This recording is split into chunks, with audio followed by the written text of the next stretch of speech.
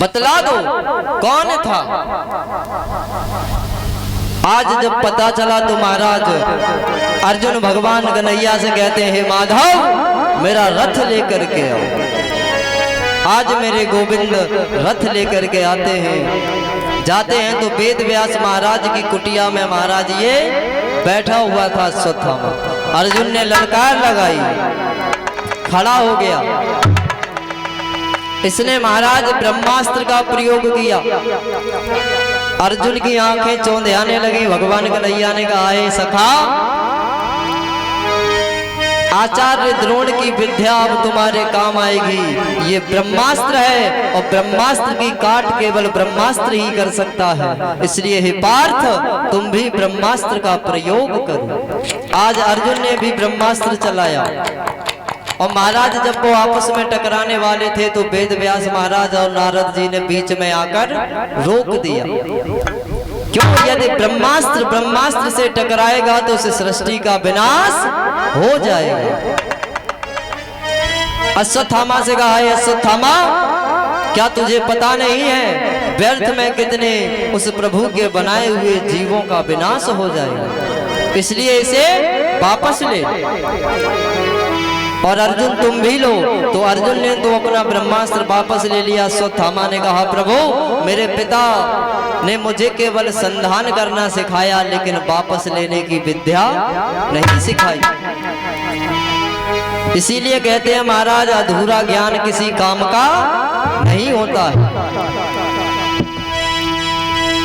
और हमारे संतों ने भी बताया है कि अकेला ज्ञानी हमेशा लंगड़ा होता है, वो कभी उस परमपिता परमात्मा को पा नहीं सकता। पा तभी सकता है कि ज्ञान के साथ साथ भक्ति मार्ग का भी सहारा लेना पड़ेगा।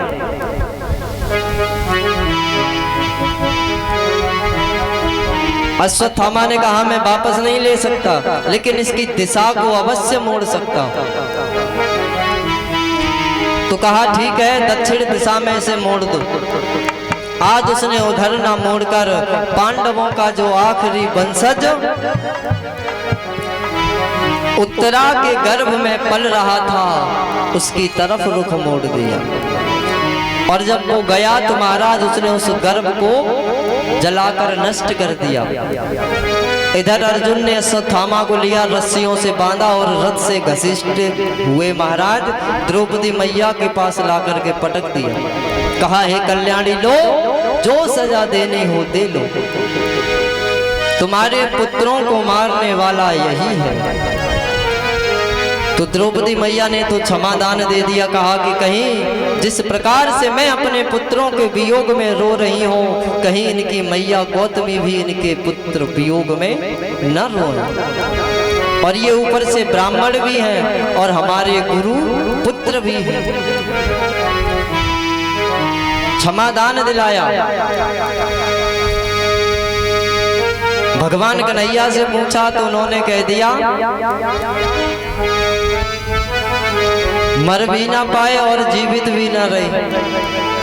अर्जुन ने कहा, हे प्रभु अब भी तुम्हें मजाक सूझ रही है। बोले, मजाक नहीं करता, आताताई हो उसे मार देना चाहिए, लेकिन वही आताताई यदि ब्राह्मण हो तो उसे जान से मारकर अपने ऊपर ब्रह्म हत्या का पाप मत लगाओ। उसे ऐसी सजा दो कि वो जीवित भी रहे और मरने के समान कष्ट पाता रहे। और महाराज यदि ब्राह्मण हो तो उसे जान से मारने को ही मारना नहीं कहते। यदि उससे आपने कुछ अपशब्द भी कह दिए तो उसका मरने के समान ही हो जाएगा।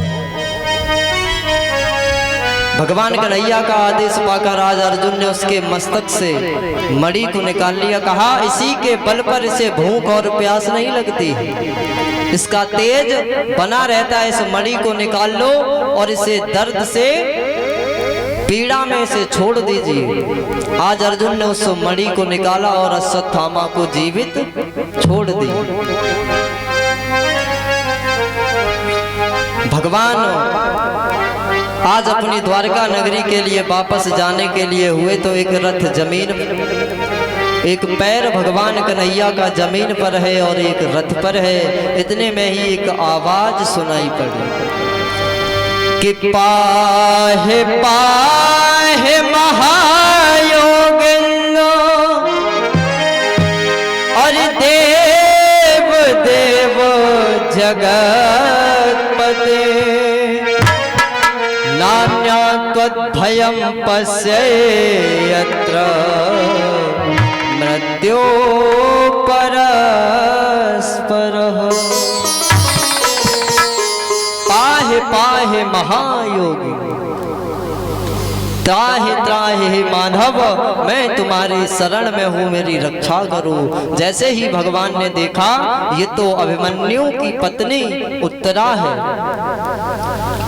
आज मेरे गोविंद ने इसी जगह पर महाराज उत्तरा के गर्भ में प्रवेश करके उस बालक को पुनः जीवन दान दिया और उधर से रक्षा चक्र लगा करके वापस आई।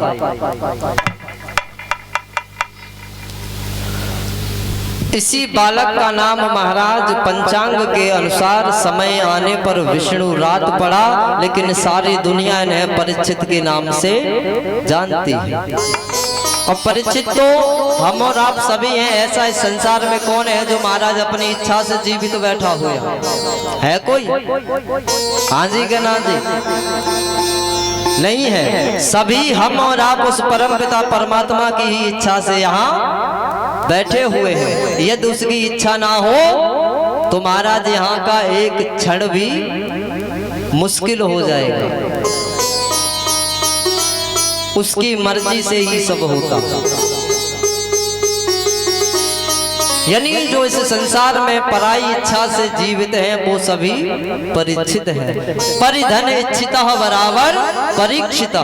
जो पराई इच्छा से अपना जीवन यापन करता हो वही परीक्षित है। लेकिन पंचांग यानी पत्रह के अनुसार इनका नाम विष्णु रात रखा गया। क्यों? भगवान विष्णु के ही अंशावतार भगवान कन्हैया हैं, तो उन्होंने उनकी रक्षा की, तो इसलिए उनका राशि का नाम पड़ा विष्णु रात। इधर भगवान कन्हैया जब द्वारका नगरी के लिए जाने लगे तो कुंती मैया ने हाथ जोड़े और कहा कि हे माधव कहाँ जा रहे हैं? बोले बुआ अब हम अपनी नगरी को वापस जाएंगे। बोली अगर तुम्हारी इच्छा हो तो मैं तुमसे कुछ मांग सकती हूँ। सारा संसार कहता है कि तुम ईश्वर हो, चलो आज हम भी मान लेते हैं, तो हम आपसे कुछ मांगना चाहते हैं, हमें दोगे? बोले जी बुआ। तो मैया कुंती ने कहा कि हे माधव मुझे दुख दे दो। ऐसा इस संसार में महाराज कोई होगा जो स्वयं खुद के लिए दुख मांग ले? नहीं मांगेगा। लेकिन कुंती मैया ने मांगा। भगवान बोले बुआ सभी सुख मांगते हैं, तुम दुख मांग रही हो, क्या बात है? तो कुंती मैया ने कहा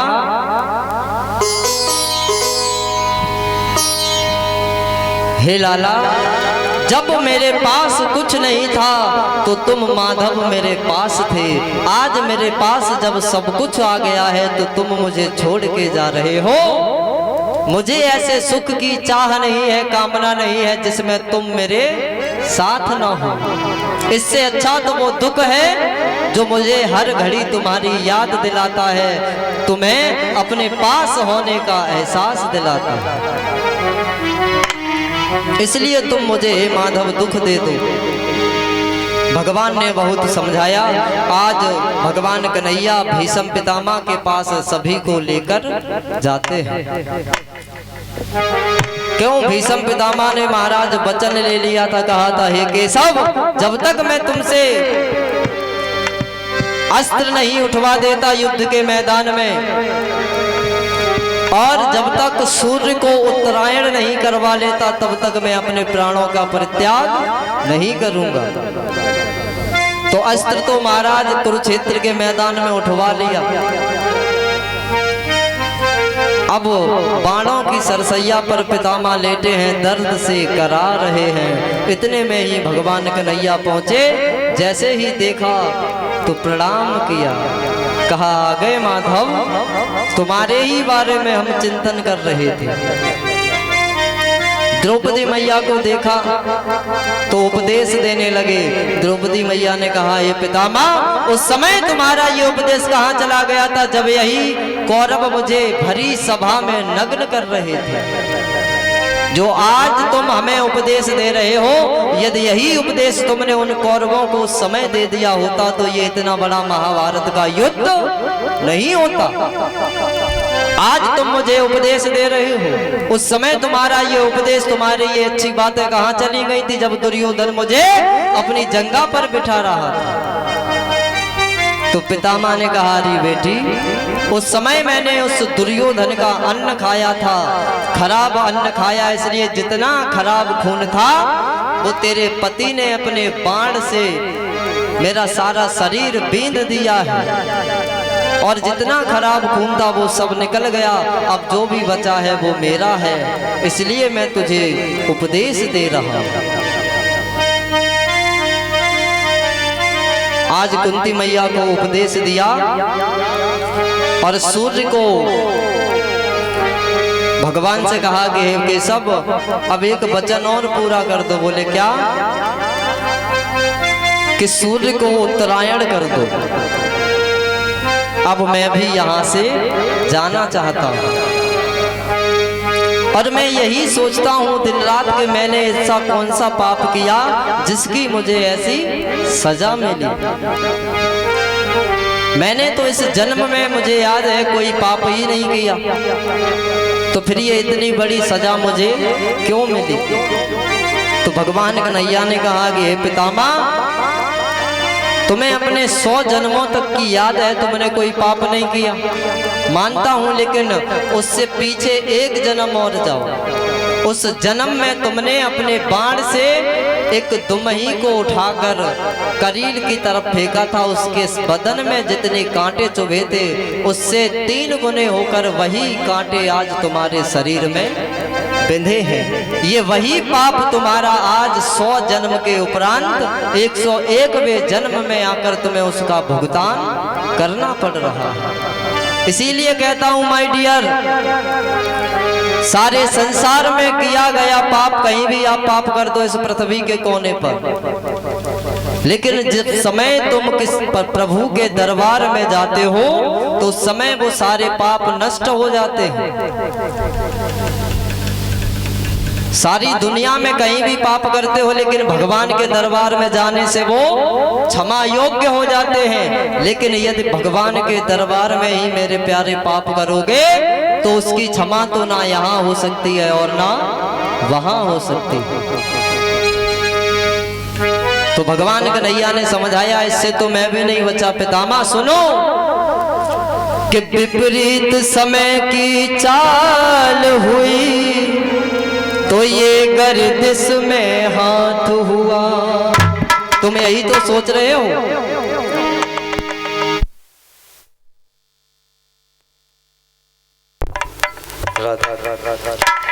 कि विपरीत समय की चाल हुई तो ये गर्दिश में हाथ हुआ, और पल पल मानव यही सोचे ऐसा क्यों हमारे साथ हुआ। तो सुनो पितामह, इस चीज से तो मैं भी नहीं बचा हूं, तो तुम क्या चीज हो? बताया है किसी कवि ने महाराज, बहुत सुंदर शब्दों पर गौर देना, कि मैनू इश्क दा लगया रो,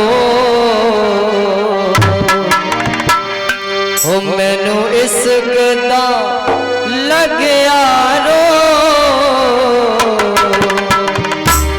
मेरे बचने दी नैया, मेरे बचने दी नैया।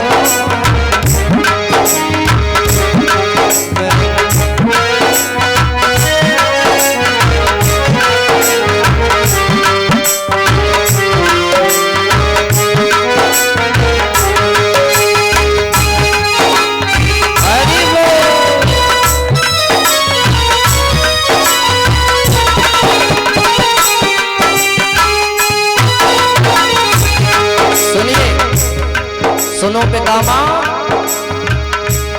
जीवन बट पर है कर्मों की बेल, जीवन बट पर है कर्मों की बेल, और बाकी मुकद्दर का खेल, और बाकी मुकद्दर का खेल। इसमें प्रारब्ध का भी है मेल, इसमें प्रारब्ध का भी है मेल, और बाकी मुकद्दर का खेल, और बाकी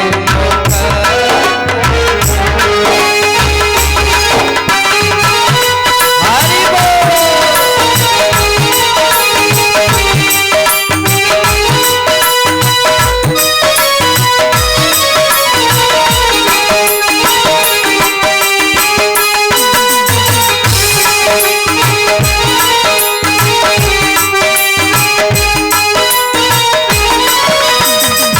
सुनिए, अब पितामह कहते हैं, हे कृष्ण क्या नंद नदन हुआ, तुम्हें सदन हुआ, अर्जुन के तीरों से पितामह छलनी बदन हुआ, क्या नंद नदन हुआ,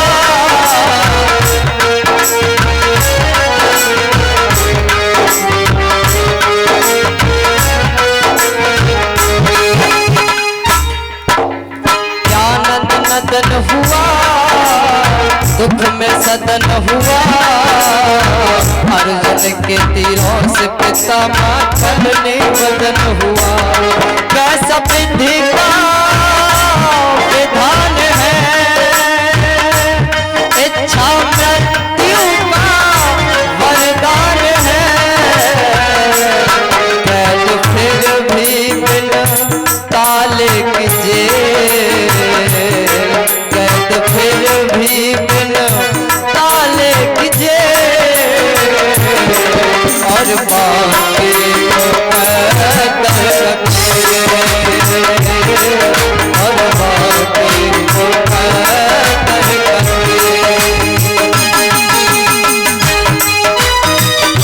हरि बोल।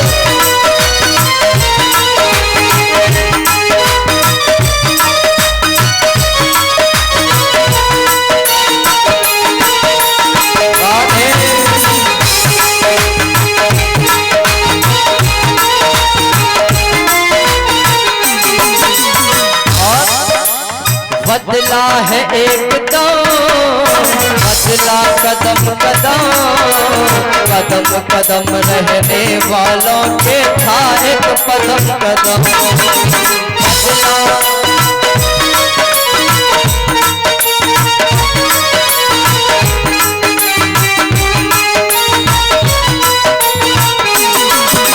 सुनिए क्या बताया, बदला है एकदम, और बदला कदम कदम, कदम कदम रहने वालों के था एक कदम कदम। किसके था? भगवान कन्हैया। अब सुनिए, साथ सबको लेना पड़ा, बदला हमको भी देना पड़ा, फिर कर्म कारण रहे कष्ट थे, कर्म कारण रहे कष्ट थे, और बाकी मुकद्दर का खेल, और बाकी मुकद्दर का खेल।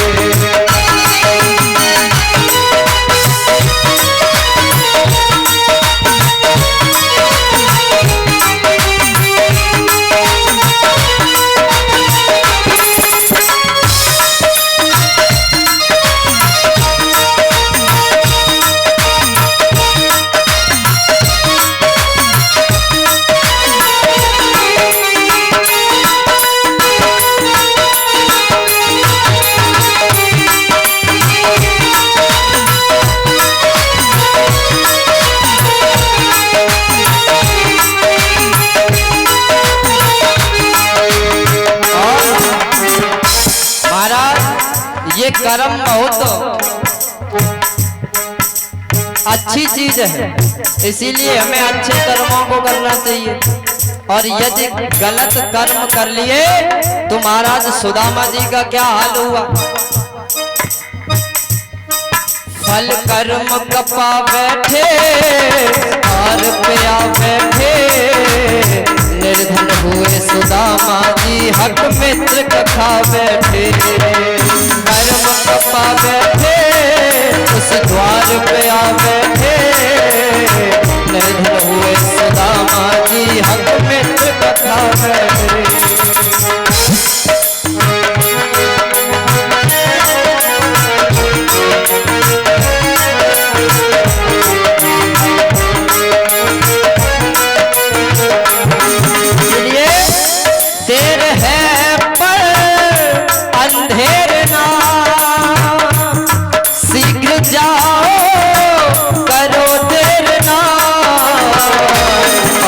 समय पर जाएगी रे,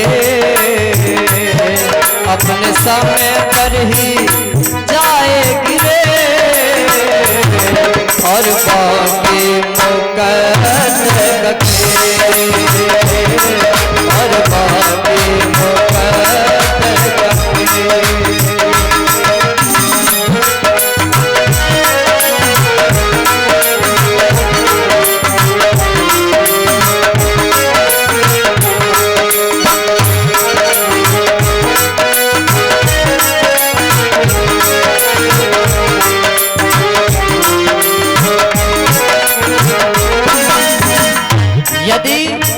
अपने मन के भाव नहीं बदले तो महाराज फिर देने होंगे बदले। इसीलिए कि दान और धर्म करो, शुभ सत्कर्म करो, अगर न ये भी कर पाओ तो आंखों में शर्म करो। दान और धर्म करो,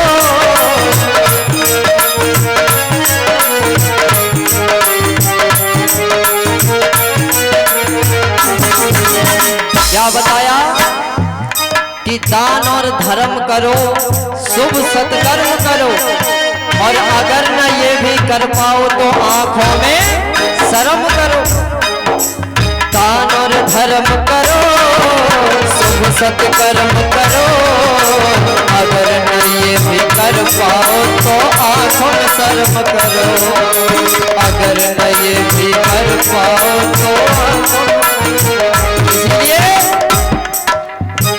हो राम लाला के मन का मरम, मानवता ही है अपना धर्म, कभी पुरुषार्थ होगा न फेर, कभी पुरुषार्थ होगा न फेर, और बाकी मुकद्दर रखे, और बाकी मुकद्दर रखे, और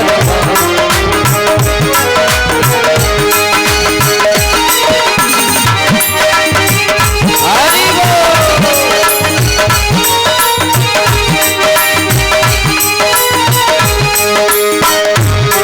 और बाकी मुकद्दर रखे, और बाकी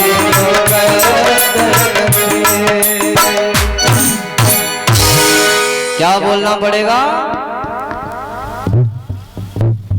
दोनों हाथ उठा के बोलेंगे राधे राधे, जोर से बोलेंगे राधे राधे। आज महाराज उन्होंने भीष्म पितामह को समझाया, सूर्य को उत्तरायण किया, तो आज भीष्म पितामह ने अपनी इच्छा के अनुसार अपने प्राणों का परित्याग कर दिया। पांचों पांडव स्वर्गारोहण की तैयारी करते हैं। इधर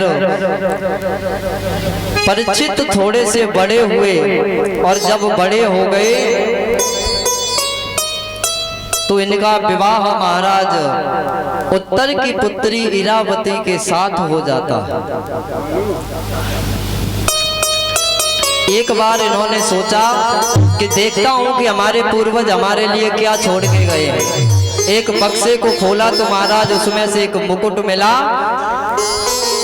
और ये मुकुट वही था महाराज जो इनके पूर्वज जरासंध को हराकर उसका मुकुट छीन लाए थे। ये मुकुट उसी जरासंध का था। आज जैसे ही परीक्षित ने वो मुकुट धारण किया और शिकार खेलने के लिए जंगल में गए। जब जंगल में गए तो देखा कि एक काला काला पुरुष गाय और बैल को सता रहा है।